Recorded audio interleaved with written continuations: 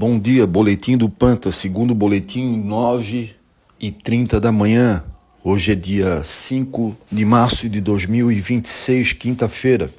E o Patrulha do Surf sempre tem um apoio de Florescer Desenvolvimento, Solte Glaze, sua laminação do sul da ilha e cuidar sempre.